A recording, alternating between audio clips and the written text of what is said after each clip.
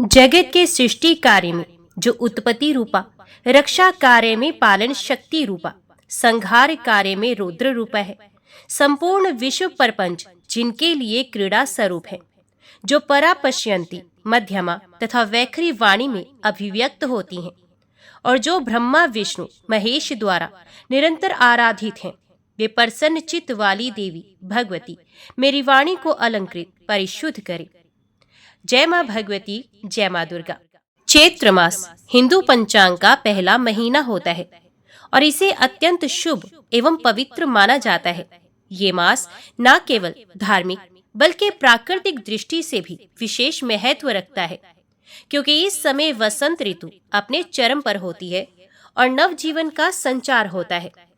मान्यता है कि ब्रह्मा जी ने सृष्टि की रचना चैत्र शुक्ल प्रतिपदा को ही की थी, इसलिए ये दिन नव वर्ष का प्रारंभ माना जाता है। भगवान श्री राम का जन्म इसी मास की नवमी तिथि को हुआ था, जिसे पूरे देश में राम नवमी के रूप में धूमधाम से मनाया जाता है। चैत्र मास में वासंतिक नवरात्रि आती है, जिसमें माँ दुर्गा की उपासना की जाती है। ये साधना और आत्म शुद्धि का उत्तम समय माना जाता है। इस माह की पूर्णिमा को हनुमान जी का जन्म उत्सव मनाया जाता है। इस माह में किए गए व्रत, जप, दान और तप का विशेष पुण्य मिलता है और व्यक्ति के पापों का नाश होता है। चैत्र मास साधना और आत्म शुद्धि के लिए उत्तम माना गया है। इस समय किए गए जप, तप, दान का विशेष फल मिलता है। सूर्य उदय के समय जल अर्घ्य देना और ध्यान योग करने से मन और शरीर को विशेष ऊर्जा प्राप्त होती है। इस महीने में आप गंगा स्नान और पवित्र नदियों में स्नान कर सकते हैं। श्री रामचरितमानस या फिर श्रीमद् भागवत का पाठ आप घर पर कर सकते हैं। इस महीने में व्रत और उपवास, विशेष रूप से नवरात्रि व्रत आप कर सकते हैं। गरीबों को भोजन, वस्त्र और जल का दान किया जा सकता है। नीम की पत्तियों का सेवन करना स्वास्थ्य के लिए लाभकारी माना जाता है। ये महीना किसानों के लिए विशेष रूप से महत्वपूर्ण होता है, क्योंकि इस महीने में फसलों की कटाई होती है। पेड़ पौधों में नई कोपलें और फूल आते हैं, जिससे प्रकृति में नव जीवन का संचार होता है। निष्कर्ष ये निकलता है कि चैत्र मास आत्मिक, आध्यात्मिक और शारीरिक शुद्धि का मास है। इस माह में की गई पूजा, जप, तप और दान से व्यक्ति को जीवन में सुख समृद्धि प्राप्त होती है। इसलिए इस मास को सनातन धर्म में अत्यधिक पवित्र और मंगलकारी माना गया है। तो आज से प्रतिदिन आप हमारे इस चैनल पर चैत्र मास महात्म्य की कथाओं को सुनने वाले हैं। उम्मीद करती हूँ पहले अध्याय से लेकर अंतिम अध्याय तक आप बने रहेंगे। तो शुरू करते हैं आज की कथा। चैत्र मास महात्म्य की कथा शुरू करने से पहले आप सब सुनिए श्री गणेश भगवान की कथा। एक बुढ़िया माई थी। वे बहुत ही गरीब और अंधी थी। उसके एक बेटा और बहू थे। वे बुढ़िया सदैव गणेश जी की पूजा किया करती थी। एक दिन गणेश जी प्रकट होकर उस बुढ़िया से बोले, बुढ़िया माँ, तू जो चाहे मांग ले। बुढ़िया बोली, मुझसे तो मांगना नहीं आता, कैसे और क्या मांगू?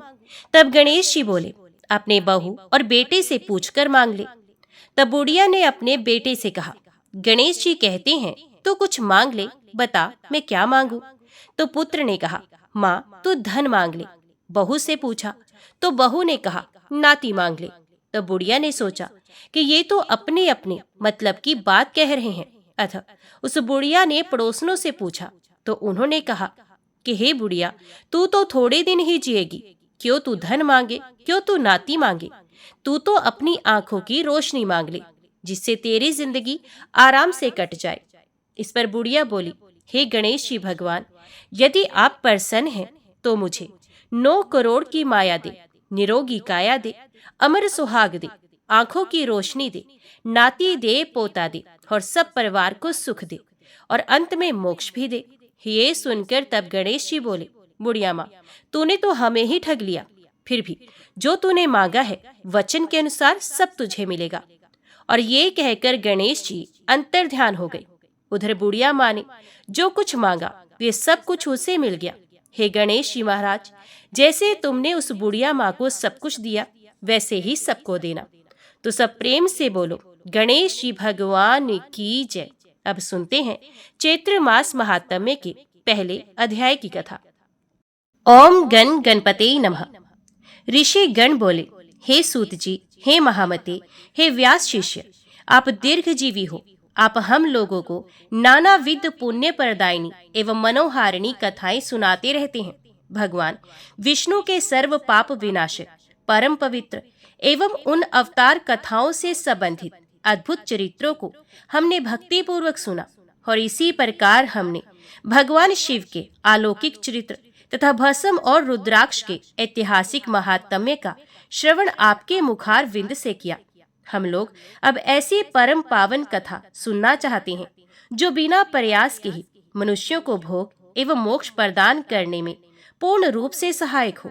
हे महाभाग, अथ आप उस कथा का वर्णन करें जिसके द्वारा मानव कलयुग में भी सिद्धियां प्राप्त कर ले, क्योंकि हम आपसे बढ़कर किसी अन्य को नहीं जानते हैं जो हमारी शंकाओं का निवारण कर सके। सूत जी बोले, हे महाभाग ऋषियों, आप लोगों ने लोक कल्याण की भावना से अत्यंत उत्तम प्रश्न किया है। अथ मैं आप सभी के लिए समस्त शास्त्रों का जो सार है उसे पूर्ण रूप से बताऊंगा। समस्त तीर्थ, पुराण और व्रत अपनी श्रेष्ठता का वर्णन करते हुए तभी तक गर्जना करते हैं जब तक मनुष्य श्रीमद् देवी भागवत का सम्यक रूप से श्रवण नहीं कर लेते। मनुष्यों के लिए पाप रूपी अरण्य तभी तक दुखप्रद एवं कंटक में रहता है जब तक श्रीमद् देवी भागवत रूपी परशु उपलब्ध नहीं हो जाता। मनुष्यों को ग्रहण रूपी घोर अंधकार तभी तक कष्ट पहुंचाता है जब तक श्रीमद् देवी भागवत रूपी सूर्य उनके सम्मुख उदित नहीं हो जाते।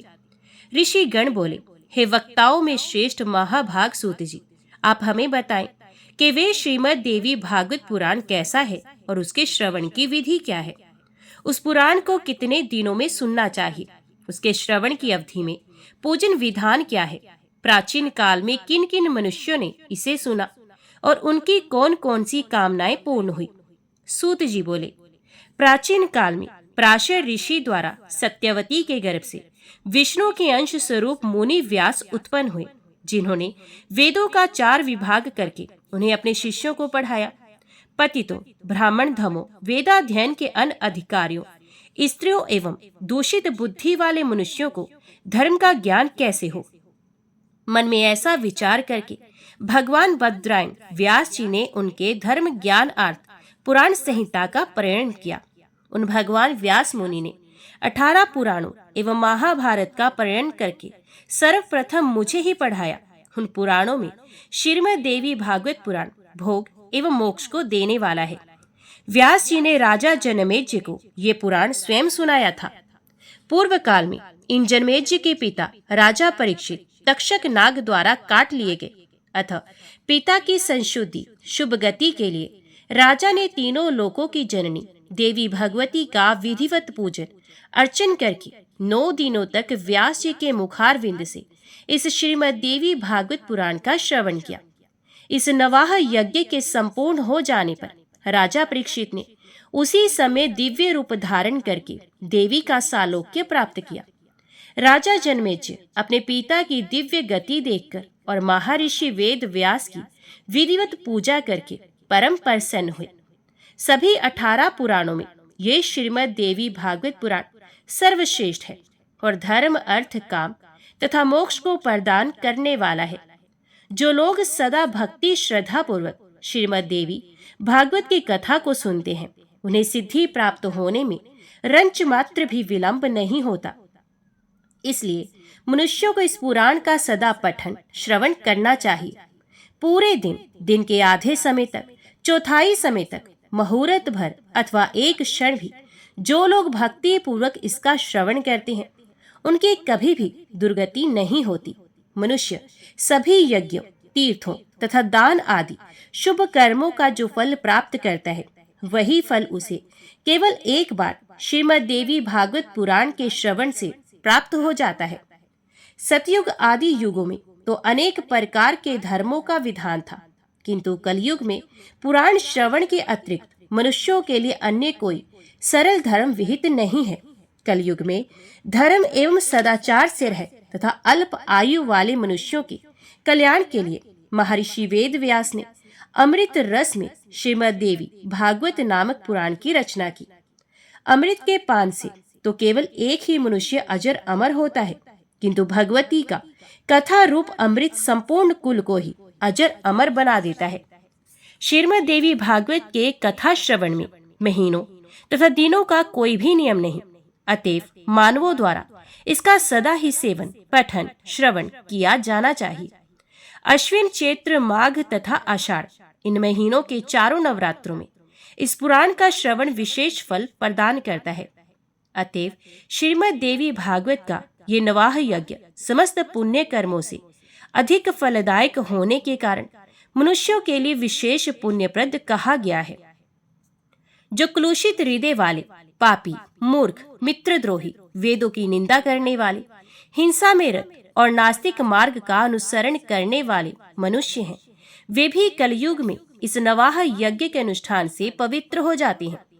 जो मनुष्य दूसरों के धन तथा पराई स्त्रियों के लिए ललायित रहते हैं, पाप के बोझ से दबे हुए हैं और गो ब्राह्मण देवताओं की भक्ति से रहते हैं, वे भी इस नवाह यज्ञ से शुद्ध हो जाते हैं। जो फल कठिन तपस्याओं, व्रतों, तीर्थ सेवन, अनेक विध दान, नियमों, यज्ञों, हवन एवं जप आदि के करने से प्राप्त नहीं होता है, वह फल मनुष्यों को श्रीमद् देवी भागवत के नवाह यज्ञ से प्राप्त हो जाता है। हे विप्रो, गंगा, गया, काशी, नैमिषारण्य, मथुरा, पुष्कर तथा बद्रिकारण्य भी मनुष्यों को उतना शीघ्र पवित्र नहीं कर पाती हैं, जितना कि श्रीमद् देवी भागवत का यह नवाह यज्ञ लोगों को पवित्र कर देता है। अतएव श्रीमद् देवी भागवत पुराण सभी पुराणों में श्रेष्ठतम है। इसे धर्म, अर्थ, काम तथा मोक्ष की प्राप्ति का उत्तम साधन माना गया है। जो अश्विन महीने के शुक्ल पक्ष में सूर्य के कन्या राशि में पहुंचने पर महाअष्टमी तिथि को स्वर्ण सिंहासन पर स्थित देवी के प्रीतिप्रद श्रीमद् देवी भागवत ग्रंथ का पूजन करके उसे किसी योग्य ब्राह्मण को श्रद्धा पूर्वक देता है, वे देवी के परम पद को प्राप्त करता है। जो मनुष्य प्रतिदिन श्रीमद् देवी भागवत पुराण के एक अथवा आधे श्लोक का भी भक्ति पूर्वक पाठ करता है, वे जगदम्बा का कृपा पात्र हो जाता है। महामारी से उत्पन्न उपद्रवों के भीषण भय तथा समस्त प्रकार के उत्पात इस श्रीमद् देवी भागवत पुराण के श्रवण मात्र से विनष्ट हो जाते हैं। बाल ग्रहों तथा भूत प्रेत आदि से उत्पन्न भय इस श्रीमद् देवी भागवत पुराण के श्रवण से बहुत दूर से ही भाग जाते हैं। जो व्यक्ति भक्ति भाव से देवी के इस भागवत पुराण का पाठ अथवा श्रवण करता है, वे धर्म, अर्थ, काम और मोक्ष प्राप्त कर लेता है। इस श्रीमद् देवी भागवत पुराण के श्रवण से वसुदेव जी परसेन को खोजने के लिए गए हुए और बहुत समय तक ना लौटे हुए अपने प्रिय पुत्र श्री कृष्ण को प्राप्त करके प्रसन्न हुए। जो मनुष्य भक्ति पूर्वक इस श्रीमद् देवी भागवत पुराण की कथा को पढ़ता है तथा इसका श्रवण करता है, वे भोग तथा मोक्ष दोनों प्राप्त कर लेता है। अमृत स्वरूप इस श्रीमद् देवी भागवत के श्रवण से पुत्रहीन मनुष्य पुत्रवान हो जाता है, दरिद्र व्यक्ति धन से संपन्न हो जाता है तथा रोगग्रस्त मनुष्य रोग से मुक्त हो जाता है। वंध्या स्त्री, एक संतान वाली स्त्री अथवा वे स्त्री जिसकी संतान पैदा होकर मर जाती हो, वे भी श्रीमद् देवी भागवत पुराण सुनकर दीर्घ आयु वाला पुत्र प्राप्त करती है। जिस घर में नित्य श्रीमद् देवी भागवत पुराण का पूजन किया जाता है, वे घर तीर्थ स्वरूप हो जाता है तथा उसमें निवास करने वाले लोगों के पापों का नाश हो जाता है। जो मनुष्य अष्टमी, नवमी अथवा चतुर्दशी तिथियों को श्रद्धा पूर्वक इसे पढ़ता या फिर सुनता है, वे परम सिद्धि को प्राप्त करता है। इस श्रीमद् देवी भागवत पुराण का पाठ करने वाला ब्राह्मण वेद वेत्ताओं में अग्रगण्य हो जाता है, क्षत्रिय राजा हो जाता है, वैश्य धन संपदा से संपन्न हो जाता है और शूद्र भी इसके श्रवण मात्र से अपने कुल, बंधु बांधवों के बीच श्रेष्ठता को प्राप्त करता है। ऋषि गण बोले, महाभाग वसुदेव जी ने अपने पुत्र को किस प्रकार प्राप्त किया और वन में भ्रमण करते हुए श्री कृष्ण ने परसेन को कैसे खोजा? हे सुमते, हे सूत जी, किस विधि से और किस से वसुदेव जी ने श्रीमद् देवी भागवत पुराण का श्रवण किया? आप हम लोगों को ये कथा बताइए। सूत जी बोले, भोजवंशी सत्राजित द्वारकापुरी में आनंद पूर्वक निवास करता हुआ सूर्य की आराधना में तत्पर रहता था। वे सूर्य का परम भक्त एवं उनका मित्र था। कुछ समय के पश्चात सूर्य देव उसके ऊपर प्रसन्न हो गए और उन्होंने उसे अपने लोक का दर्शन कराया। उसकी भक्ति तथा प्रेम से अत्यंत प्रसन्न हुए भगवान सूर्य ने सत्राजित को सिमेंतिक मणि दे दी और वे उस मणि को अपने गले में धारण किए हुए द्वारका आ गया। उसे देखकर मणि के तेज से भ्रमित नागरिकों ने सत्राजित को सूर्य समझकर सुधर्मा नामक अपनी सभा में विराजमान श्री कृष्ण के पास पहुंचकर उनसे कहा, हे जगतपते, आपके दर्शन की अभिलाषा से भगवान सूर्य स्वयं आपके पास आ रहे हैं। ये बात सुनकर सभा में श्री कृष्ण हंसकर बोले, हे बाल स्वभाव नागरिकों, ये सूर्य भगवान नहीं है बल्कि सत्राजित है, जो स्वयं सूर्य द्वारा प्रदत्त सिमेंतिक मणि से दीप्तिमान होता हुआ यहाँ आ रहा है। उसके पश्चात ब्राह्मणों को बुलाकर सत्राजित ने स्वैच्छिक वाचन कराया और भली भांति पूजन करके उस मणि को अपने घर में स्थापित कर लिया। वे मणि जहाँ रहती थी वहाँ किसी प्रकार की महामारी, दुर्भिक्ष तथा उपसर्ग का भय उत्पन्न नहीं होता था। और उस मणि की एक विशेषता ये भी थी कि वह नित्य 8 भार स्वर्ण दिया करती थी। तदंतर एक दिन सत्राजित के भाई परसेन ने उस मणि को गले में धारण कर सिंधु देशीय घोड़े पर सवार होकर आखेट के लिए वन की ओर प्रस्थान किया। वहां वन में किसी सिंह ने उसे देखा और घोड़े सहित परसेन को मारकर सिंह ने वे मणि स्वयं ले ली। इसके पश्चात महाबली ऋषराज जामवान ने मणि धारण करने वाले उस सिंह को अपनी गुफा के द्वार पर देखकर और उसे मारकर मणि स्वयं ले ली। पराक्रमी ऋषराज ने वह मणि खेलने के लिए अपने पुत्र को दे दी और वह बालक भी उस प्रदीप्त मणि को पाकर उसके साथ खेलने लगा। कुछ काल बीतने पर भी परसेन के वापस ना लौटने पर सत्राजित अत्यंत दुखी हुआ और सोचने लगा कि मणि लेने की इच्छा से ना जाने किसने परसेन को मार डाला। इसी बीच द्वारकापुर में नागरिकों की पारस्परिक बातचीत से किसी प्रकार ये किंवदंती फैल गई कि मणि के लोभ के वशीभूत श्री कृष्ण ने ही परसेन का वध किया है।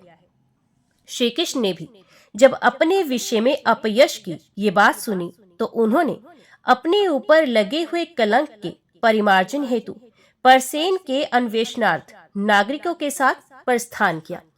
वन में पहुंचने पर श्री कृष्ण ने सिंह द्वारा मारे गए परसेन को देखा और तदंतर गिरे हुए रक्त बिंदुओं से चिन्हित मार्ग का अनुसरण करके सिंह को खोजते हुए वे कुछ दूर चले गए।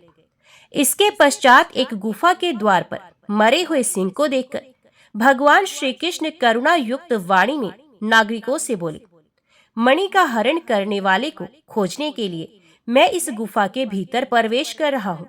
जब तक मैं वापस ना आ जाऊं तुम लोग यहीं पर ठहरो। वे द्वारकावासी ठीक है ऐसा बोलकर वहीं पर रुक गए और श्री कृष्ण गुफा के भीतर प्रविष्ट हो गए। वहां जामवान का घर था। तत्पश्चात वहां पहुंचने पर श्री कृष्ण ने ऋषराज के पुत्र को मणि धारण किए देखकर मणि को छीनना चाहा। इस पर उसकी धात्री भयभीत होकर चिल्लाने लगी। तब धात्री की आवाज सुनकर जामवान तुरंत वहां आ गया और वह अपने पूर्व स्वामी श्री कृष्ण के साथ दिन रात निरंतर युद्ध करने लगा। इस प्रकार उन दोनों के बीच 27 दिनों तक भयंकर युद्ध हुआ। इधर द्वारकावासी गुफा के द्वार पर 12 दिनों तक तो श्री कृष्ण के आगमन की प्रतीक्षा करते हुए ठहरे रहे, किंतु इसके बाद वे भी भयभीत होकर अपने अपने घर चले गए और वहां पहुंचकर उन्होंने लोगों से सारा वृत्तांत कह सुनाया। द्वारकापुरी के सभी नागरिक ये सब सुनकर सत्राजित की भत्सना करते हुए अत्यंत शोक विवल हो गए। महाभाग वसुदेव जी अपने पुत्र का वे समाचार सुनकर परिवार सहित महान शोक से मूर्छित हो गए और बार बार सोचने लगे कि मेरा कल्याण किस प्रकार से हो। उसी समय ब्रह्मलोक से देवऋषि नारद वहां आ गए। वसुदेव जी ने उठकर उन्हें प्रणाम करके विधिवत उनकी पूजा की। देवऋषि नारद महामती यदुश्रेष्ठ वसुदेव जी से कुशल क्षेम पूछकर उनसे बोले, आप क्यों चिंतित हैं, ये मुझे बताइए। वसुदेव जी बोले, मेरा अतिशय प्रिय पुत्र श्री कृष्ण परसेन को खोजने के लिए द्वारका के नागरिकों के साथ वन में गया था, जहां उसने परसेन को मरा हुआ देखा। इसके पश्चात परसेन को मारने वाले सिंह को भी एक गुफा के द्वार पर मरा देखकर श्री कृष्ण नागरिकों को द्वार पर ही रोककर स्वयं गुफा के अंदर चले गए। बहुत दिन व्यतीत हो चुके हैं, किंतु मेरा पुत्र अभी तक नहीं लौटा, जिससे मैं चिंतित हूँ। अतः हे मुने, आप कोई ऐसा उपाय बताइए जिससे मैं अपने प्रिय पुत्र को प्राप्त कर सकूं। नारद जी बोले, हे यदुश्रेष्ठ, आप पुत्र की प्राप्ति के लिए देवी अंबिका की आराधना कीजिए। उनकी आराधना से शीघ्र ही आपका कल्याण होगा। वसुदेव जी बोले, हे भगवान, वे देवी कौन है? वे माहेश्वरी किस प्रकार की प्रभाव वाली हैं तथा उनकी आराधना किस प्रकार की जाती है? हे देवऋषि, कृपा करके ये बताइए। नारद जी बोले, हे महाभाग वसुदेव, देवी के अतुलित महात्म्य का विस्तार पूर्वक वर्णन करने में कौन समर्थ है? अतः मैं संक्षेप में ही कह रहा हूँ, आप उसे सुने। जो भगवती शाश्वत सच्चिदानंद स्वरूपा और परात्परा देवी हैं तथा जिनके द्वारा यह जगत व्याप्त है, जिनकी आराधना के प्रभाव से ही ब्रह्मा इस चराचर सृष्टि की रचना करते हैं, जिनका स्तवन करके भगवान विष्णु मधु कैटभ के भय से मुक्त हुए तथा जिनकी कृपा से वे विश्व का पालन पोषण करते हैं, जिनके कृपा कटाक्ष मात्र से भगवान शंकर जगत का संहार करते हैं और जो संसार के बंधन की कारण रूपा है, वे ही मुक्ति प्रदान करने वाली हैं। वे ही परम विद्या स्वरूप हैं और वे ही समस्त ईश्वरों की भी ईश्वरी हैं। अतः आप नवरात्र विधान के अनुसार जगदम्बा की विधिवत पूजा करके 9 दिनों में इस श्रीमद् देवी भागवत पुराण का श्रवण कीजिए, जिसके श्रवण मात्र से आप शीघ्र ही अपने पुत्र की प्राप्ति कर लेंगे। इस पुराण का पाठ तथा श्रवण करने वाले मनुष्यों से भोग एवं मोक्ष दूर नहीं रहते। नारद जी के ऐसा कहने पर वे वसुदेव जी मुनि श्रेष्ठ नारद को प्रणाम करके अत्यंत प्रेम पूर्वक कहने लगे। वसुदेव जी बोले, हे भगवान, आपके इस कथन से देवी महात्म्य से संबंधित एक अपना वृतांत मुझे याद आ गया। मैं उसे कह रहा हूँ, आप सुनिए। पूर्व काल में पापी कंस ने आकाशवाणी के माध्यम से देवकी के 8वें गर्भ से अपनी मृत्यु जानकर भयभीत होकर भार्या सहित मुझको बंदी बना लिया। तदंतर मैं अपनी पत्नी देवकी के साथ कारागार में रहने लगा और पापी कंस भी मेरे पैदा होने वाले पुत्र को एक एक करके मारता रहा। इस प्रकार जब कंस के द्वारा मेरे 6 पुत्र मार डाले गए, तब मेरी निर्दोष भार्या देवकी अत्यंत शोकाकुल हो गई और दिन रात दुखी रहने लगी। तत्पश्चात गर्ग मुनि को बुलाकर उनका अभिवादन तथा पूजन करके पुत्र प्राप्ति की कामना से मैंने उनसे देवकी का दुख बताकर कहा, हे भगवान, हे दया सिंधु, हे मुनिवर, आप यदुकुल के गुरु हैं, अतः मुझे आयुष्मान पुत्र की प्राप्ति का कोई उपाय बताइए। इसके अनंतर दया निधान गर्ग जी प्रसन्न होकर मुझसे कहने लगे, हे महाभाग वसुदेव, अब आप उस सर्वश्रेष्ठ साधन को सुनिए जो भगवती दुर्गा अपने भक्तों की दुर्गति का विनाश कर देती हैं। आप उन कल्याणकारिणी देवी की आराधना कीजिए, इससे शीघ्र ही आपका कल्याण होगा, क्योंकि उनकी आराधना से सभी लोगों की समस्त कामनाएं पूर्ण हो जाती हैं। दुर्गा की उपासना करने वाले मनुष्यों के लिए संसार में कुछ भी दुर्लभ नहीं है। गर्ग मुनि के ऐसा कहने पर मैं प्रसन्न हो गया और अपनी पत्नी से मुनि श्रेष्ठ गर्ग को परम श्रद्धा पूर्वक प्रणाम करके दोनों हाथ जोड़कर मैंने उनसे कहा, हे भगवान, हे करुणा सागर, हे गुरु, यदि आप मुझ पर स्नेह रखते हैं तो मेरे कल्याण के निमित्त आप ही उन भगवती चंडिका की आराधना कर दी। मैं तो कंस के घर में बंदी रहने के कारण कुछ भी कर सकने में समर्थ नहीं हूँ। अतः हे महामती, अब आप ही इस दुख सागर से मेरा उद्धार कीजिए। मेरे इस प्रकार कहने पर वे मुनि श्रेष्ठ प्रसन्न होकर बोले, हे वसुदेव, आपकी प्रीति के कारण मैं आपका कल्याण करूंगा। मेरे द्वारा प्रीति पूर्वक प्रार्थना किए जाने के उपरांत गर्ग मुनि देवी दुर्गा की आराधना की इच्छा से ब्राह्मणों के साथ विंध्य पर्वत पर चले गए। वहां जाकर जप एवं पाठ में तत्पर रहते हुए गर्ग मुनि जगत की मातृ स्वरूपा और भक्तों की कामनाओं को पूर्ण करने वाली भगवती की आराधना करने लगे।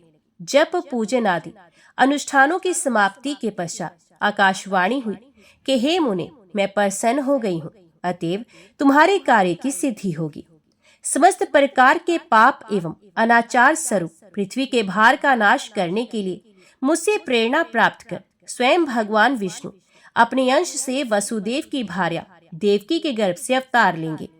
कंस के भय से वसुदेव जी उस शिशु को लेकर शीघ्र ही गोकुल में नंद के घर पहुंचा देंगे और वहां से यशोदा की कन्या को लाकर अपने घर में राजा कंस को दे देंगे। तब कंस उस कन्या को मारने के लिए उसे पृथ्वी पर पटक देगा। तदंतर उसके हाथ से छूटकर मेरी अंश स्वरूपा वह कन्या तत्क्षण अलौकिक रूप धारण करके विंध्य पर्वत पर चली जाएगी और निरंतर जगत का कल्याण करेगी।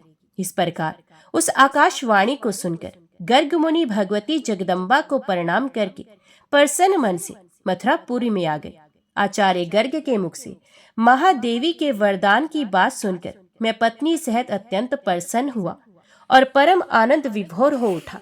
तभी से मैं देवी के अत्युत्तम महात्म्य को जान रहा हूँ। हे देव ऋषि, आज भी आपके मुखारविंद से मैंने वही देवी महात्म्य सुना है। अतः हे प्रभु, अब आप ही मुझे श्रीमद् देवी भागवत सुनाइए। हे दयानिधान, मेरे सौभाग्य से ही आप यहाँ पधारे हुए हैं। वसुदेव जी का ये वचन सुनकर प्रसन्न मन वाले नारद जी ने शुभ दिन एवं शुभ नक्षत्र में श्रीमद् देवी भागवत की कथा आरंभ की। कथा में आने वाली विघ्न बाधाओं के शमनार्थ ब्राह्मण देवी के नवाक्षर ओम एम ह्रीं क्लीं चामुंडाय विचे मंत्र का जप तथा मार्कंडेय पुराण में वर्णित देवी स्तोत्र का पाठ करने लगे। प्रथम स्कंद के आरंभ से ही वसुदेव जी देवऋषि नारद के मुख से निसृत अमृत स्वरूप श्रीमद् देवी भागवत पुराण का भक्ति पूर्वक श्रवण करने लगे।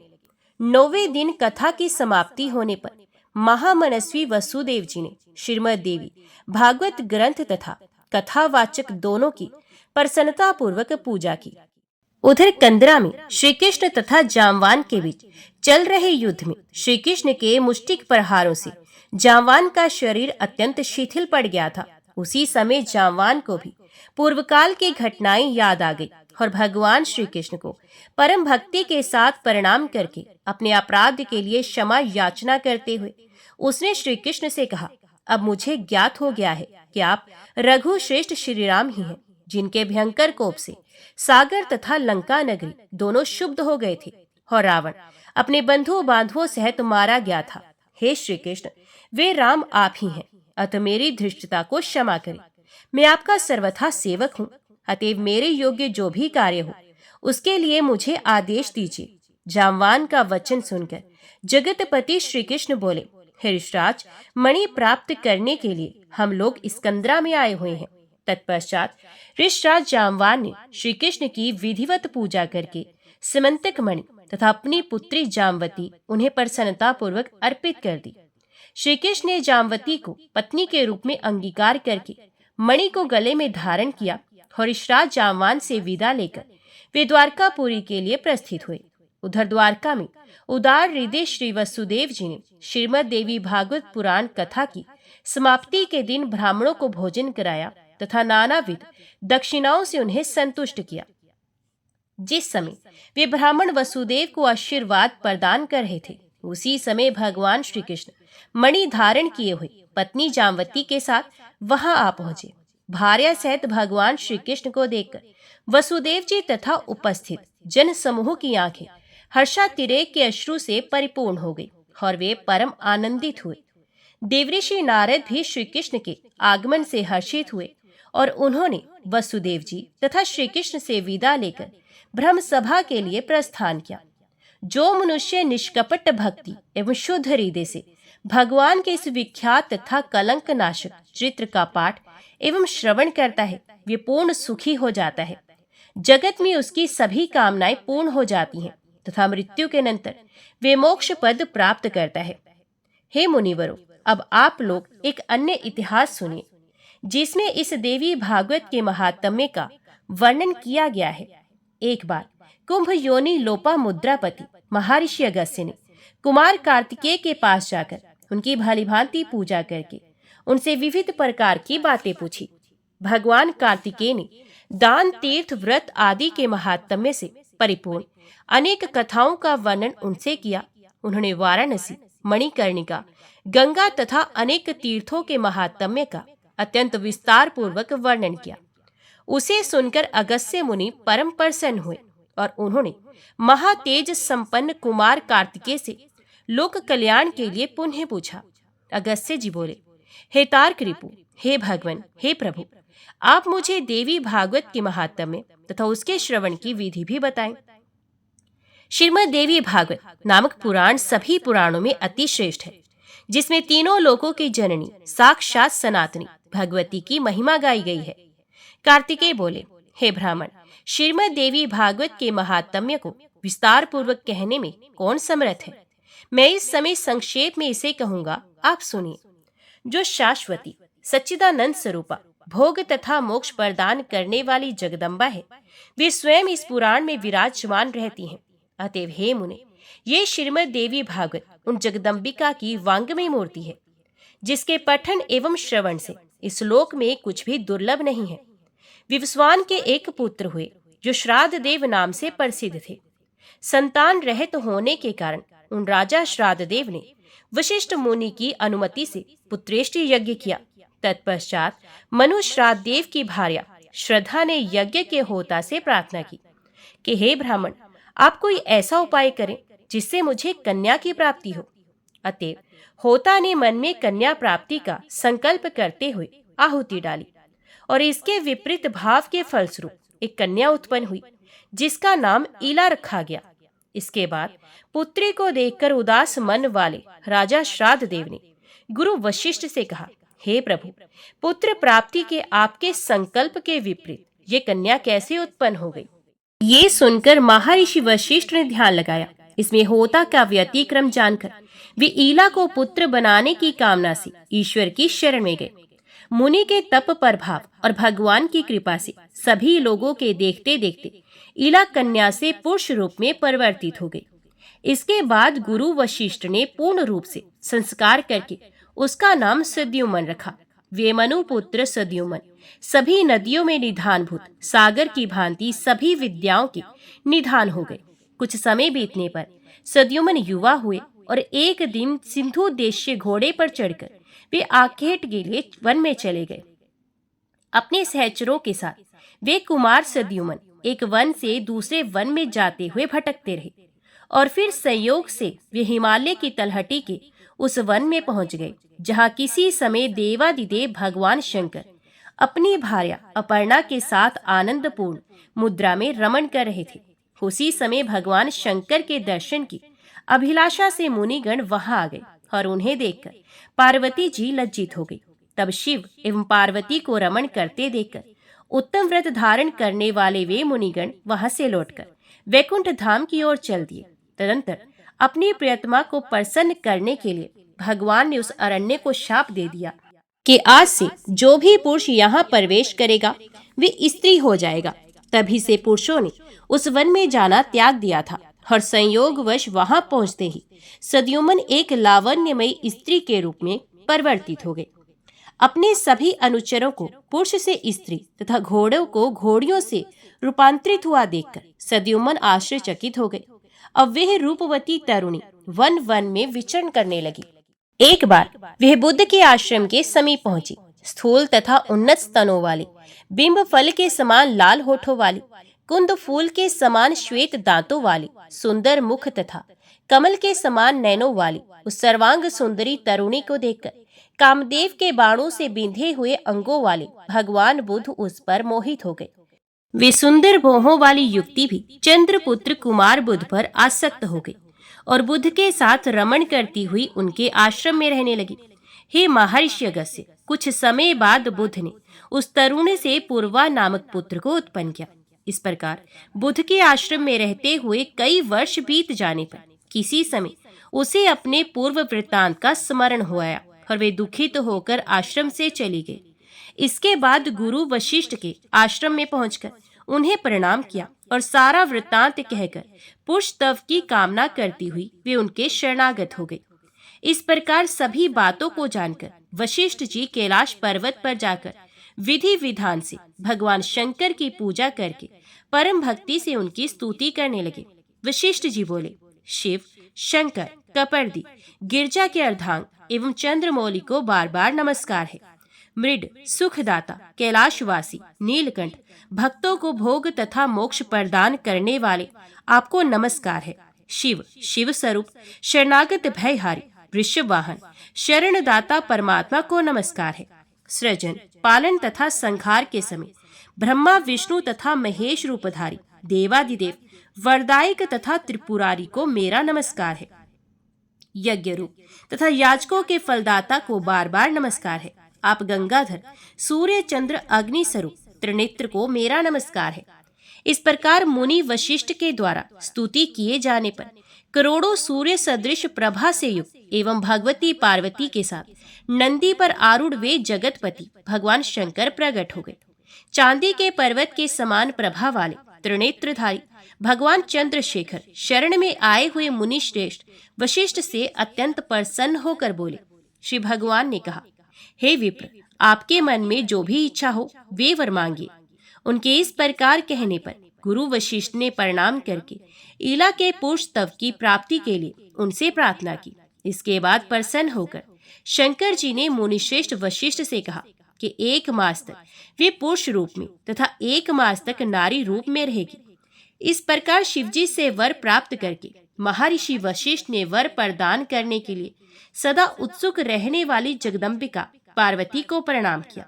करोड़ों चंद्रमा की कला कांति से युक्त तथा सुंदर मुस्कान वाली भगवती सम्यक पूजा करके सदा के लिए ईला की पुरुष तप प्राप्ति की कामना से वशिष्ठ जी श्रद्धा पूर्वक उनकी स्तुति करने लगे। हे देवी, हे महादेवी, हे भक्तों पर कृपा करने वाली भगवती, आपकी जय हो।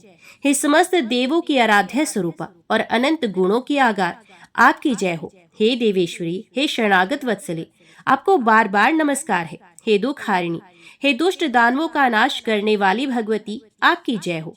हे भक्ति से प्राप्त होने वाली भगवती, हे महामाये, हे जगदम्बिके, हे भव सागर से पार उतारने के लिए नौका स्वरूप चरण कमल वाली, आपको नमस्कार है। आपके चरण कमलों की सेवा से ब्रह्मा, विष्णु तथा महेश आदि देवता विश्व के सृजन, पालन तथा संहार हेतु सामर्थ्य प्राप्त करते हैं। पुरुषार्थ चतुष्टय, धर्म, अर्थ, काम तथा मोक्ष प्रदान करने वाली हे देवेश्वरी, आप प्रसन्न हो। हे देवी, आपकी स्तुति करने में भला कौन समर्थ है, अतः मैं आपको केवल प्रणाम कर रहा हूँ। महर्षि वशिष्ठ जी द्वारा इस प्रकार भक्ति भाव से स्तुति किए जाने पर नारायणी पराम्बा दुर्गा भगवती तत्काल प्रसन्न हो गई। तदंतर भक्त जनों का दुख दूर करने वाली महादेवी ने मुनि वशिष्ठ से कहा, हे मुनिश्रेष्ठ, आप सद्युमन के घर जाकर भक्ति पूर्वक मेरी पूजा करें। हे द्विश्रेष्ठ, सद्युमन को 9 दिनों में मुझे प्रसन्नता प्रदान करने वाला श्रीमद् देवी भागवत पुराण का प्रेम पूर्वक श्रवण कराइए। उसके श्रवण मात्र से उसे सर्वदा के लिए पुरुषत्व की प्राप्ति हो जाएगी। ऐसा कहकर भगवती पार्वती तथा भगवान शंकर अंतर्ध्यान हो गए। इसके पश्चात वशिष्ठ जी उस दिशा को नमस्कार कर अपने आश्रम को लौटाए और सद्युमन को बुलाकर उन्होंने देवी की आराधना करने के लिए उन्हें आदेश दिया। आश्विन मास के शुक्ल पक्ष में जगदम्बा की विधिवत पूजा करके वशिष्ठ जी ने राजा को नवरात्र विधान के अनुसार श्रीमद् देवी भागवत पुराण सुनाया। इस प्रकार अमृत स्वरूप श्रीमद् देवी भागवत पुराण को भक्ति पूर्वक सुनकर और गुरु वशिष्ठ का पूजन वंदन करके सद्युमन ने सदा के लिए पुरुषत्व प्राप्त कर लिया। महर्षि वशिष्ठ ने सद्युमन का राज्याभिषेक किया और वे प्रजाओं को प्रसन्न रखते हुए धर्म पूर्वक भूमंडल पर शासन करने लगे। सद्युमन ने अत्यंत श्रेष्ठ दक्षिणा वाले भांति भांति के यज्ञ किए और अंत में पुत्रों को राज्य का शासन सौंपकर वे देवी लोक को प्राप्त हुए। हे विप्रो, इस प्रकार मैंने आप लोगों को इतिहास सहित देवी महात्म्य बता दिया। यदि कोई मनुष्य सद्भक्ति के साथ इसे पढ़ता अथवा सुनता है तो वे देवी की कृपा से इस लोक में संपूर्ण कामनाओं की प्राप्ति करके अंत में देवी के परम सत्य स्वरूप सालोक्य को प्राप्त कर लेता है। इस अलौकिक एवं विचित्र कथा को सुनकर पुनः सुनने की इच्छा वाले अगस्त्य जी ने बड़ी विनम्रता पूर्वक भगवान कार्तिकेय से कहा, हे देव सेनापति, हे देव, मैंने ये विचित्र कथा सुन ली। अब आप श्रीमद् देवी भागवत का दूसरा महात्म्य मुझे बताएं। कार्तिकेय जी बोले, हे मित्र वरुण से प्रकट होने वाले मुनि, अब आप ये कथा सुने जिसके एक अंश में भगवान की महिमा कही गई हो, धर्म का विशद वर्णन किया गया हो और गायत्री का प्रसंग आरंभ करके उसकी महिमा दर्शाई गई हो। उसे भागवत के रूप में जाना जाता है। ये पुराण देवी भगवती के महात्म्य से परिपूर्ण होने के कारण देवी भागवत कहा जाता है। वे परा भगवती ब्रह्मा, विष्णु और महेश की आराध्या है। ऋतवाक नाम से विख्यात एक महान बुद्धि संपन्न मुनि थे। रेवती नक्षत्र के अंतिम भाग गांडोत योग में उनके यहाँ समय अनुसार एक पुत्र उत्पन्न हुआ। उन्होंने उस पुत्र की जात कर्म आदि क्रियाएं तथा चूड़ाकरण एवं उपनयन आदि संस्कार भी विधि पूर्वक संपन्न किए। महात्मा, ऋतवात के यहाँ जब से वे पुत्र उत्पन्न हुआ, उसी समय से वे शोक तथा रोग से ग्रस्त रहने लगे और क्रोध एवं लोभ ने उन्हें घेर लिया। उस बालक की माता भी अनेक रोगों से ग्रसित होकर नित्य शोकाकुल और अति दुखी रहने लगी। मुनि ऋतवाक अत्यंत दुखी और चिंतित होकर सोचने लगे कि ऐसा क्या कारण है कि मेरे ये अत्यंत दुर्मति पुत्र उत्पन्न हुआ। तरुणावस्था को प्राप्त होने पर उसने किसी मुनि पुत्र की पत्नी का बलपूर्वक हरण कर लिया। वे दुर्बुद्धि अपने माता पिता की शिक्षाओं पर कभी भी ध्यान नहीं देता था। तदंतर अत्यंत दुखित मन वाले ऋतवाक ने ये कहा कि मनुष्यों के लिए पुत्रहीन रह जाना अच्छा है, किंतु कुपुत्र की प्राप्ति कभी भी ठीक नहीं। कुपुत्र स्वर्ग में गए हुए पितरों को भी नरक में गिरा देता है। वे जब तक जीवित रहता है तब तक माता पिता को केवल कष्ट ही देता है। अतएव माता पिता को कष्ट पहुंचाने वाले पापी कुपुत्र के जन्म को धिक्कार है। ऐसा पुत्र मित्रों को ना तो उपकार कर सकता है, न शत्रु का उपकार कर सकता है। संसार में वे मानव धन्य है जिनके घर में परोपकार परायण तथा माता पिता को सुख देने वाला पुत्र हुआ करता है। कुपुत्र से कुल नष्ट हो जाता है, कुपुत्र से यश नष्ट होता है और कुपुत्र से लौकिक तथा पारलौकिक दोनों जगत में दुख तथा नारकीय यातनाएं भोगनी पड़ती हैं। कुपुत्र से वंश नष्ट होता है, दुष्ट पत्नी से जीवन नष्ट होता है, विकृत भोजन से दिन व्यर्थ चला जाता है और दुरात्मा मित्र से सुख कहाँ से मिल सकता है। कार्तिकेय जी बोले, हे अगस्त्य जी, अपने दुष्ट पुत्र के दुराचरणों से निरंतर संतप्त रहते हुए मुनि ऋतवाक ने किसी दिन गर्ग ऋषि के पास जाकर पूछा, हे भगवान, हे ज्योतिष शास्त्र के आचार्य, मैं आपसे अपने पुत्र की दुष्शीलता का कारण पूछना चाहता हूँ। हे प्रभु, आप उसे बताएं। गुरु की निरंतर सेवा करते हुए मैंने विधि पूर्वक वेदाध्ययन किया और ब्रह्मचर्य व्रत पूर्ण करके विधि विधान के साथ विवाह किया। अपनी भार्या के साथ मैंने गृहस्थ धर्म का सदैव यथोचित पालन किया और विधि पूर्वक पंच यज्ञ का अनुष्ठान किया। हे विप्र, नरक प्राप्ति के भय से बचने के लिए पुत्र प्राप्त करने की कामना से मैंने विधिवत गर्भाधान किया, न कि वासनात्मक सुख प्राप्ति की इच्छा से। हे मुने, दुखदायी माता पिता के प्रति उदंड तथा बंधु बांधवों को पीड़ा पहुंचाने वाला ये पुत्र मेरे दोष से अथवा अपनी माता के दोष से उत्पन्न हुआ। तब ज्योतिष शास्त्र के ज्ञाता गर्गाचार्य ने मुनि ऋतवाक का ये वचन सुनकर सभी कारणों पर सम्यक रूप से विचार करके कहा, हे मुनि, इसमें ना तो आपका दोष है, न बालक की माता का, और ना तो कुल का दोष है। रेवती नक्षत्र का अंतिम भाग गंडांत योग ही इस बालक की इस अवस्था का कारण है। हे मुने, अशुभ वेला में आपके पुत्र का जन्म हुआ है, इसी कारण ये आपको दुख दे रहा है। इसमें लेश मात्र भी अन्य कोई कारण नहीं। अतः हे ब्राह्मण, इस दुख के शमन के लिए आप प्रयत्न पूर्वक समस्त दुर्गतियों का विनाश करने वाली कल्याणी जगदम्बा दुर्गा की आराधना कीजिए।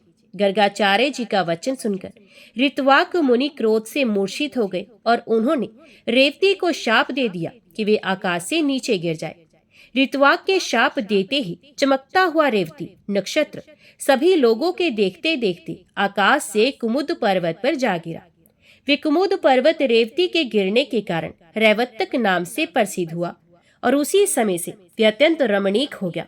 रेवती को शाप देकर मुनि ऋतवाक ने महर्षि गर्ग द्वारा बताए गए विधान के अनुसार देवी भगवती की सम्यक आराधना कर सुख और सौभाग्य प्राप्त किया। हे अगस्त्य जी, उस रेवती नक्षत्र के महान तेज से एक कन्या उत्पन्न हुई जो अनुपम रूपवती होने के कारण लोक में दूसरी लक्ष्मी की भांति प्रतीत हो रही थी। रेवती नक्षत्र की कांति से प्रादुर्भूत उस कन्या को देखकर मुनि परमुच ने प्रसन्न होकर उसका नाम रेवती रखा। तदंतर ब्रह्मऋषि परमुच उसे अपने आश्रम में ले आए और पुत्री की भांति उसका धर्म पूर्वक पालन पोषण करने लगे। समय पाकर यौवन को प्राप्त उस रूपवती कन्या को देखकर मुनि ने विचार किया कि इस कन्या के योग्य वर कौन होगा। बहुत अन्वेषण के बाद भी जो मुनि को उसके योग्य कोई वर नहीं मिला, तब अग्निशाला में प्रवेश करके अग्निदेव की स्तुति करने लगे। परमुच ऋषि के स्तुति गान से प्रसन्न होकर अग्निदेव ने कन्या के योग्य वर का संकेत करते हुए कहा, हे मुने, इस कन्या के पति धर्मपरायण, बलशाली, वीर, प्रिय भाषण करने वाले और अपराज्य राजा दुर्दम होंगे। तब अग्निदेव के इस वचन को सुनकर मुनि अत्यंत प्रसन्न हुए। संयोग से उसी समय आखेट के बहाने दुर्दम नामक प्रतिभाशाली राजा मुनि परमुच के आश्रम पर आ गए।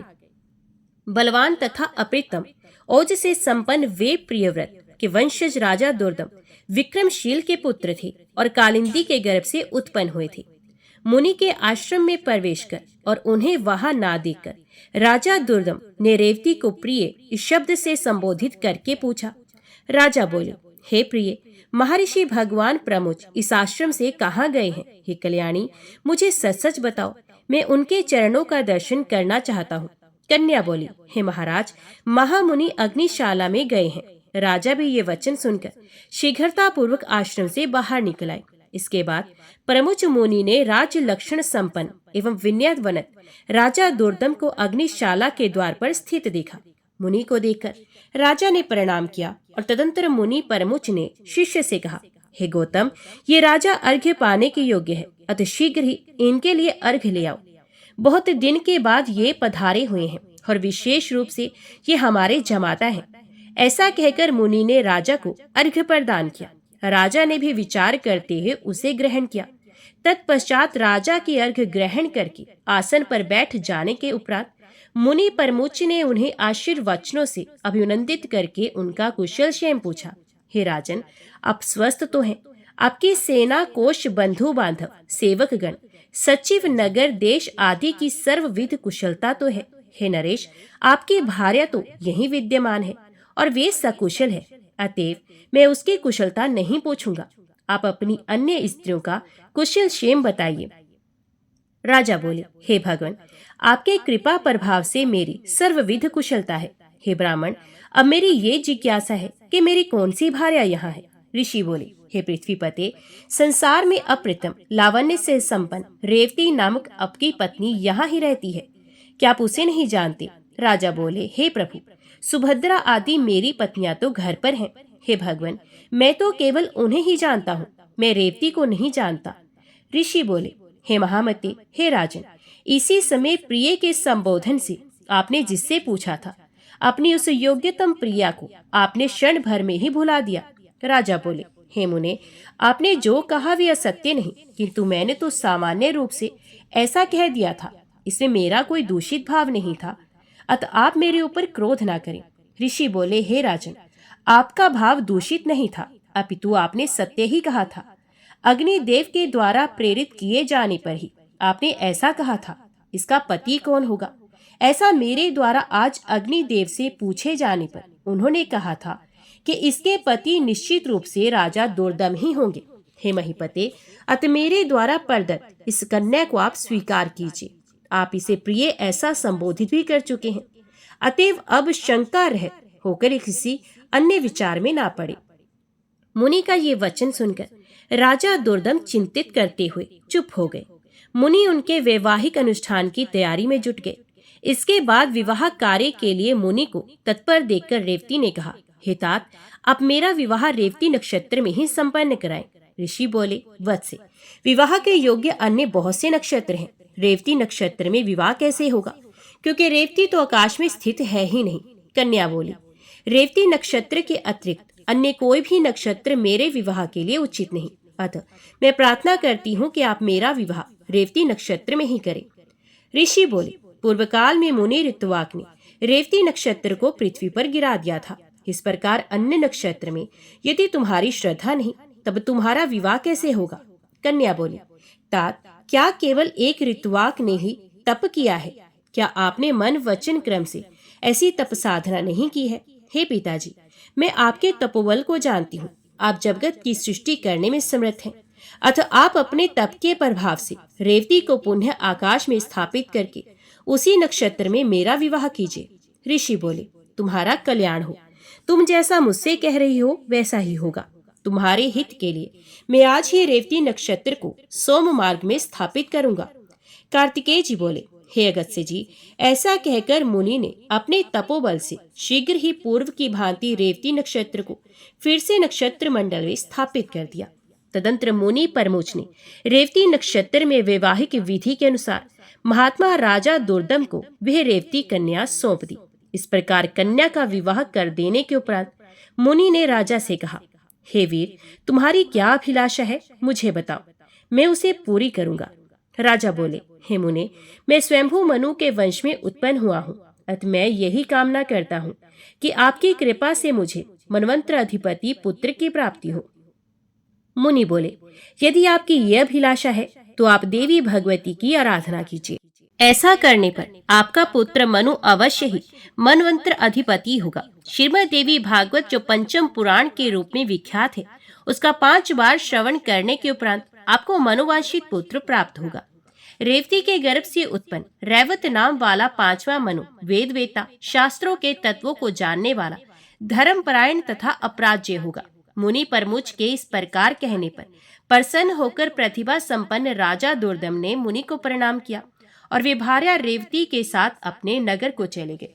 महामती, राजा दुर्दम ने अपने पिता पितामह से प्राप्त राज्य पर शासन किया और उस धर्मात्मा ने औरस पुत्रों की भांति अपनी प्रजाओं का पालन किया।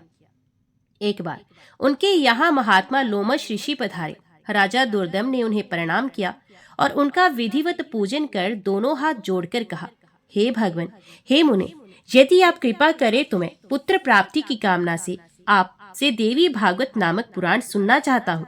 राजा का ये वचन सुनकर लोमश मुनि प्रसन्न हो गए और बोले, हे राजन, आप धन्य हैं, क्योंकि तीनों लोगों की जननी देवी भगवती में आपकी ऐसी भक्ति हो गई है। देव दानव तथा मानव की आराध्या परा भगवती जगदम्बा में यदि आपकी भक्ति उत्पन्न हुई है तो आपकी कार्य सिद्धि अवश्य होगी। अतएव हे राजन, मैं आपको श्रीमद् देवी भागवत सुनाऊंगा, जिसके सुनने मात्र से कुछ भी दुष्प्राप्य नहीं होता। हे ब्राह्मण, ऐसा कहकर मुनि ने किसी शुभ दिन में कथा का आरंभ किया। अपनी पत्नी के साथ राजा ने 5 बार श्रीमद् देवी भागवत पुराण का विधिवत श्रवण किया। कथा समाप्ति के दिन धर्मिष्ठ राजा दुर्दम ने अत्यंत प्रसन्नता पूर्वक श्रीमद् देवी भागवत पुराण तथा लोमश मुनि की पूजा की। राजा ने नवार्ण मंत्र से हवन करके कुमारी कन्याओं को भोजन कराया और सप्तनिक ब्राह्मणों को प्रभुत दक्षिणा दान द्वारा संतुष्ट किया। कुछ समय बीत जाने पर भगवती की कृपा से उस रानी रेवती ने लोक कल्याणकारी गर्भ धारण किया। इसके बाद जब समस्त ग्रह नक्षत्र अपने अपने अनुकूल स्थानों पर थे और सभी मांगलिक कृत्य संपन्न हो गए थे, ऐसे शुभ समय में रेवती ने पुत्र को जन्म दिया। पुत्र के जन्म का समाचार सुनकर राजा दुर्दम अत्यंत प्रसन्न हुए और उन्होंने स्नान करके स्वर्ण कलश के जल से पुत्र का जात कर्म आदि संस्कार संपन्न किया।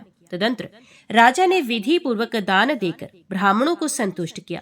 समय पर पुत्र का उपनयन संस्कार करके राजा ने अपने पुत्रों को अंगों सहित वेदों का अध्ययन कराया। इस प्रकार राजा का वह रैवत नामक तेजस्वी पुत्र समग्र विद्याओं का निधान, धर्मपरायण, अस्त्र विशारदों में श्रेष्ठ, धर्म का वक्ता तथा धर्म का पालन करता हो गया। इसके बाद ब्रह्मा जी ने रैवत को मनु के पद पर नियुक्त किया और वे श्रीमान मनवंतर अधिपति के रूप में धर्म पूर्वक पृथ्वी पर शासन करने लगे। इस प्रकार मैंने देवी भागवती के इस प्रभाव का संक्षिप्त रूप से वर्णन कर दिया। इस श्रीमद् देवी भागवत पुराण के महात्म्य का विस्तार पूर्वक वर्णन करने में कौन समर्थ है? हे ब्राह्मणों, इस प्रकार श्रीमद् देवी भागवत का महात्म्य तथा उसकी विधि सुनकर और कुमार कार्तिकेय की पूजा कर अगस्त्य से अपने आश्रम पर चले गए। हे विप्रो, मैंने आप लोगों के समक्ष श्रीमद् देवी भागवत का ये महात्म्य कह दिया। जो मनुष्य श्रद्धा पूर्वक इसका श्रवण तथा पाठ करता है वे इस लोक में संपूर्ण भोगों का सुख प्राप्त करके अंत में मोक्ष प्राप्त करता है। ऋषियों ने कहा, हे महाभाग सूत जी, हम लोगों ने श्रीमद् देवी भागवत महात्म्य सुन लिया और अब हम पुराण के श्रवण की विधि सुनना चाहते हैं। सूत जी बोले, हे मुनियों, अब आप लोग इस पुराण के श्रवण का विधान सुने, जिसे सुनने वाले मनुष्यों की समस्त कामनाएं सिद्ध हो जाती हैं। पुराण श्रवण के इच्छुक विद्वान मनुष्यों को चाहिए कि वे सर्वप्रथम ज्योतिषी को बुलाकर शुभ मुहूर्त निर्धारित करें। इसके बाद ज्येष्ठ मास से लेकर 6 महीने शुभ कारक होते हैं।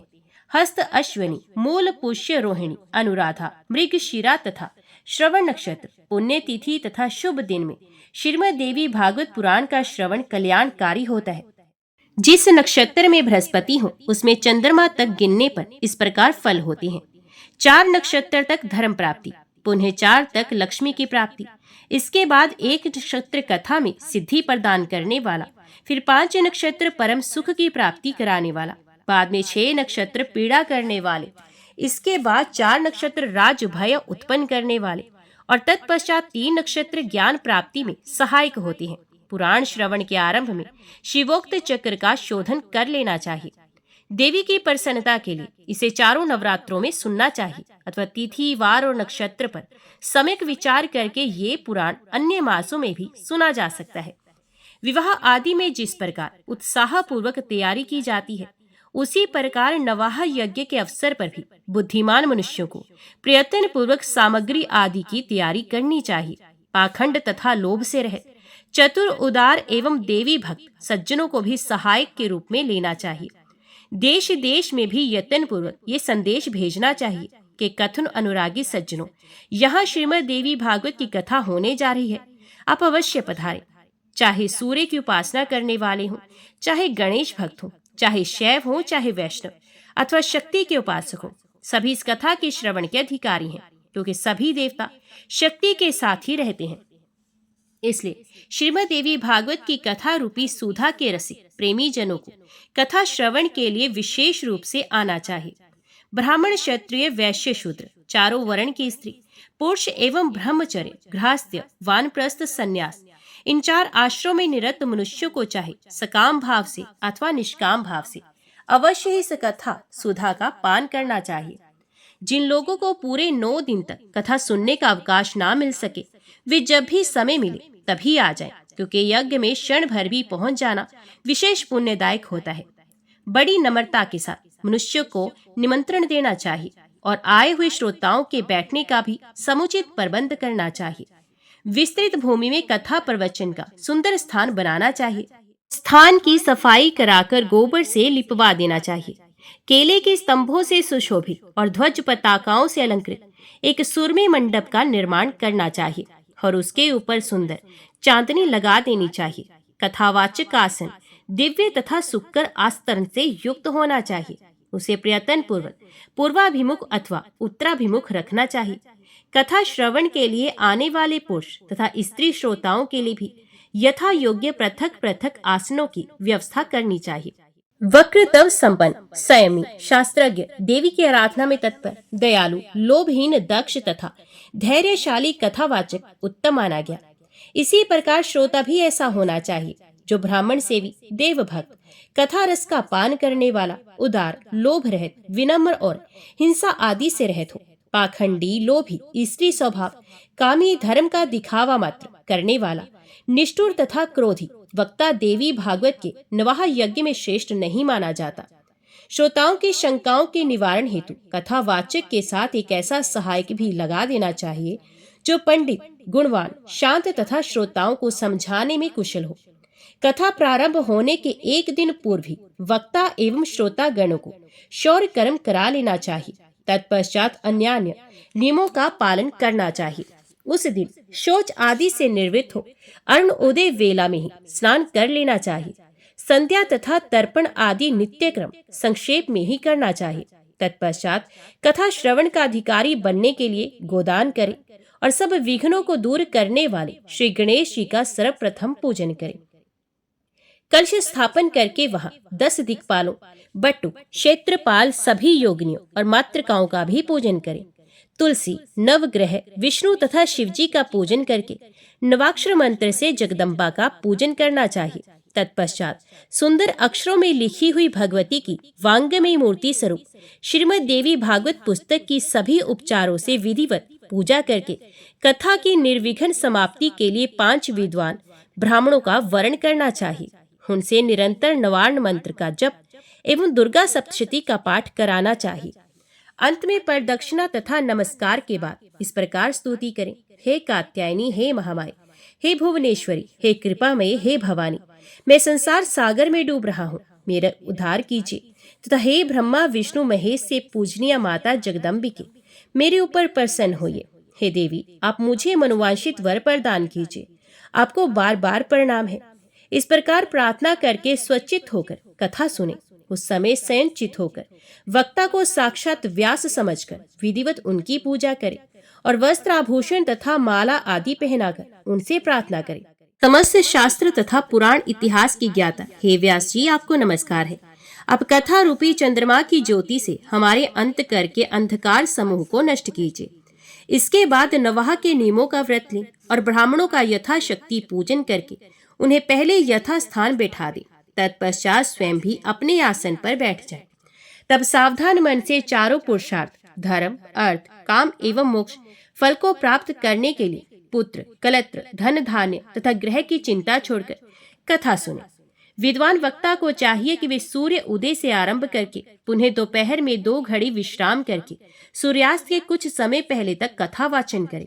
मलमूत्र के वेग को रोकने के लिए स्वल्प आहार उत्तम होता है। कथार्थी को दिन रात में केवल 1 बार हविष्यान्न का भोजन करना ही ठीक है, अथवा फलाहार करे या केवल दूध घी के आहार पर ही रहे। बुद्धिमान को चाहिए कि ऐसा आहार ग्रहण करे जिसे कथा में किसी प्रकार की बाधा न हो। हे द्विजगण, अब मैं कथा श्रवण में निष्ठा रखने वालों के नियम बताता हूँ। जो लोग ब्रह्मा, विष्णु और शिव में भेद दृष्टि रखते हैं, देवी की भक्ति से रहित हैं, जो पाखंडी, हिंसक तथा दुष्ट हैं, और जो ब्राह्मणों से द्वेष रखने वाले तथा नास्तिक हैं, वे कथा श्रवण के योग्य नहीं। जो पर स्त्री, पराया धन, ब्राह्मण धन तथा देव संपत्ति के हरण में लुब्ध रहते हैं, उनका कथा श्रवण में अधिकार नहीं। श्रोता को चाहिए कि वे ब्रह्मचर्य का पालन करें, पृथ्वी पर सोए, सत्य बोले, जितेंद्र रहे तथा कथा की समाप्ति पर संयम पूर्वक पत्तल पर भोजन करे। प्रति को बैंगन, कलिंद, तेल, दाल, मधु और जला हुआ बासी तथा भावदूषी अन्न का त्याग कर देना चाहिए। कथा सुनने वाला व्रती मांस, मसूर, रजस्वला स्त्री का देखा हुआ खाद्यान्न, लहसुन, मूली, हींग, प्याज, गाजर, कोहड़ा और कर्मी का साग ना खाए। काम, क्रोध, मद, लोभ, पाखंड और अहंकार को छोड़ दे। विप्रद्रोही, पतित, संस्कारहीन, चांडाल, यवन, अंत्यज, रजस्वला स्त्री और वेद विहीन मनुष्यों से कथाव्रती को वार्तालाप नहीं करना चाहिए। श्रोता को चाहिए कि वे वेद, गो, गुरु, ब्राह्मण, स्त्री, राजा, महापुरुष, देवताओं और देव भक्तों की निंदा कभी न सुने। जो कथाव्रती हो उसे सर्वदा विनयशील, सरल चित्त, पवित्र, दयालु, कम बोलने वाला तथा उदार मन वाला होना चाहिए। श्वेत कुष्ठी, क्षय रोगी, अभागा, पापी, दरिद्र तथा संतानहीन मनुष्य इस कथा को भक्ति पूर्वक सुने। जो स्त्री वंध्या, काकवंध्या, अभागिन तथा मृत स्वस्था हो और जिसका गर्भ गिर जाता हो, ऐसी सभी स्त्रियों को इस देवी भागवत कथा का श्रवण करना चाहिए। जो मनुष्य बिना परिश्रम के ही धर्म, अर्थ, काम और मोक्ष प्राप्त करना चाहता है, वे यत्न पूर्वक इस देवी भागवत की कथा अवश्य सुने। इस नवाह कथा के 9 दिन 9 यज्ञों के समान है। उनमें किया गया दान, हवन तथा जप अनंत फल देने वाला होता है। इस प्रकार नवाह व्रत करके उसका उद्यापन करना चाहिए। फल की कामना करने वाले पुरुषों को महाअष्टमी व्रत के उद्यापन की भांति नवाह व्रत का भी उद्यापन करना चाहिए। निष्काम व्यक्ति कथा के श्रवण मात्र से पवित्र होकर मुक्ति पा जाते हैं, क्योंकि परा भगवती मनुष्य को भोग और मोक्ष सब कुछ देने वाली है। पुस्तक तथा कथावाचक दोनों की प्रतिदिन पूजा करनी चाहिए और वक्ता द्वारा दिया हुआ प्रसाद भक्ति पूर्वक ग्रहण करना चाहिए। नवाह यज्ञ में जो श्रोता नित्य कुमारी कन्याओं, सुहागन स्त्रियों तथा ब्राह्मणों को भोजन कराता तथा उनसे प्रार्थना करता है, उसकी कार्य सिद्धि अवश्य हो जाती है, इसमें संदेह नहीं। सभी त्रुटियों की शांति के निमित्त कथा समाप्ति के दिन गायत्री सहस्त्रनाम अथवा विष्णु सहस्त्रनाम का पाठ करना चाहिए। जिनके स्मरण तथा नाम कीर्तन से तप, यज्ञ, क्रिया आदि में न्यूनता समाप्त हो जाती है। उन विष्णु भगवान का नाम कीर्तन करना चाहिए। कथा समाप्ति के दिन दुर्गा सप्तशती के मंत्रों से अथवा देवी महात्म्य के मूल पाठ से या निवारण मंत्र से होम करना चाहिए अथवा घृत सहित प्यास द्वारा गायत्री मंत्र का उच्चारण करके हवन करें, क्योंकि ये श्रीमद् देवी भागवत महापुराण गायत्रीमय कहा गया। कथावाचक को वस्त्र, भूषण, धन आदि के द्वारा संतुष्ट करें, क्योंकि कथावाचक के प्रसन्न होने पर सभी देवता प्रसन्न हो जाते हैं। श्रद्धा पूर्वक ब्राह्मणों को भोजन कराएं और नानाविध दक्षिणाओं से उन्हें संतुष्ट करें, क्योंकि वे विप्र पृथ्वी पर देवता के स्वरूप है। उनके संतुष्ट होने पर वांछित फल प्राप्त होता है।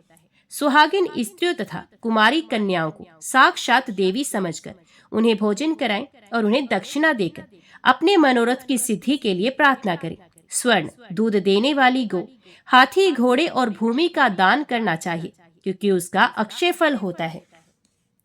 सुंदर अक्षरों में लिखी हुई देवी भागवत की पुस्तक को रेशमी वस्त्र में लपेटकर उसे स्वर्ण निर्मित सिंहासन पर रखकर अष्टमी या नवमी तिथि को विधि पूर्वक कथावाचक को दान करना चाहिए। ऐसा करने से वह इस संसार में सभी सुखों को भोगकर अंत में दुर्लभ मोक्ष प्राप्त करता है।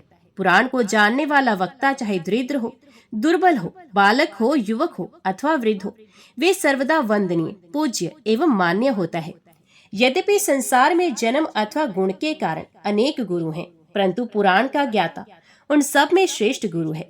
व्यास के आसन पर बैठा हुआ पौराणिक ब्राह्मण जब तक कथा समाप्त ना हो जाए तब तक किसी को भी प्रणाम ना करे। जो लोग इस दिव्य पौराणिक कथा को श्रद्धा रहित होकर सुनते हैं, उन दुख तथा दारिद्र्य युक्त मनुष्यों को कथा श्रवण का पुण्य फल प्राप्त नहीं होता है। जो लोग तांबुल, पुष्प आदि उपचारों से पुराण का पूजन किए बिना ही देवी की कथा सुनते हैं, वे दरिद्र होते हैं। जो लोग कथा के बीच में ही उसे छोड़कर अन्यत्र चले जाते हैं, कुछ ही समय बाद उनकी संपदाएं एवं स्त्री आदि नष्ट हो जाती हैं। जो अभिमानवश व्यास से ऊंचे स्थान पर बैठकर कथा सुनते हैं, वे नरक यातना भोगकर इस लोक में कोई की योनि पाते हैं। जो बहुमूल्य आसन पर अथवा वीरासन से बैठकर दिव्य कथा का श्रवण करते हैं, वे अर्जुन वृक्ष होते हैं। कथा होते समय जो लोग व्यर्थ तर्क वितर्क करते हैं, इस लोक में पहले गर्दभ योनि में, तत्पश्चात गिरगिट की योनि में जन्म लेते हैं। जो लोग पुराण जानने वालों की अथवा पाप नाशनी कथा की निंदा करते हैं, वे सैकड़ों जन्म तक दुष्ट कुत्ते होते हैं, इसमें संदेह नहीं। जो लोग कथावाचक के बराबर आसन पर बैठकर कथा सुनते हैं, उन्हें गुरु के आसन पर बैठने का पाप लगता है और वे नरक में वास करते हैं। जो लोग वक्ता को प्रणाम किए बिना ही कथा सुनने लगते हैं, वे जन्मांतर में विषैले वृक्ष होते हैं। इसी प्रकार जो लोग लेटे लेटे कथा सुनते हैं, वे अजगर, सांप की योनि पाते हैं। जो मनुष्य कभी भी पुराण की कथा नहीं सुनते, वे घोर नरक भोगकर बनेले सुअर की योनि में जाते हैं। जो शठ मनुष्य कथा का अनुमोदन नहीं करते, अपितु उसमें विघ्न डाला करते हैं, वे करोड़ों वर्षों तक नरक यातना भोगकर अंत में ग्राम सूकर होते हैं।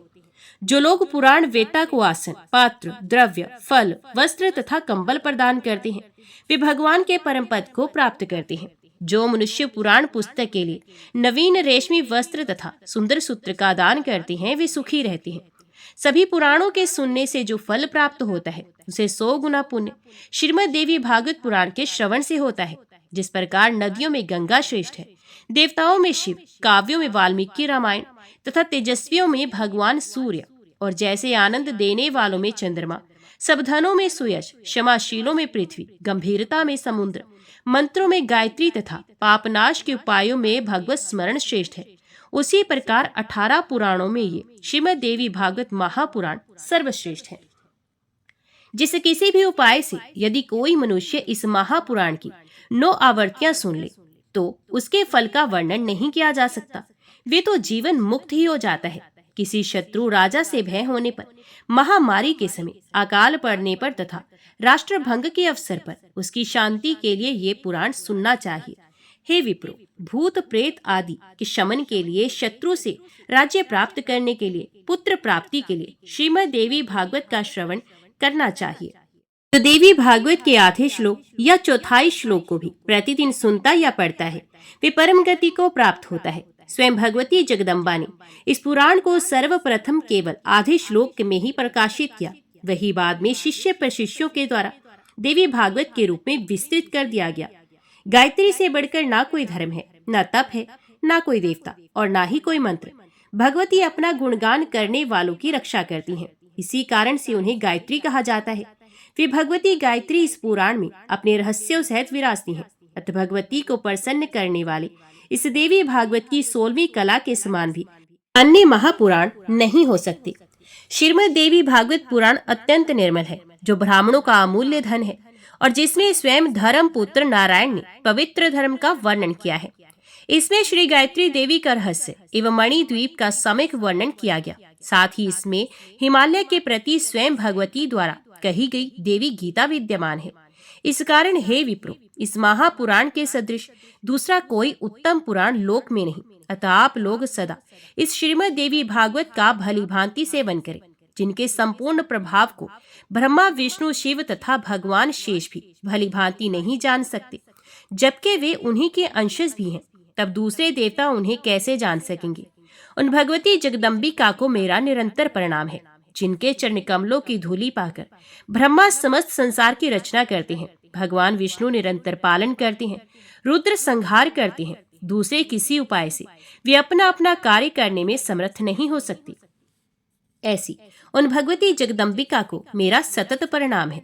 अमृत सागर के तट पर कल्प वृक्ष की वाटिका से सुशोभित मणिद्वीप में स्थित बहुवर्ण चित्रित चिंतामणि में भवन में तथा परम शिव के हृदय में विराजमान रहने वाली और मंद मंद मुस्कान युक्त मुखमंडल वाली जगदम्बा का ध्यान करके मनुष्य सांसारिक सुखों का उपभोग करता है और अंत में निश्चय ही मोक्ष प्राप्त करता है।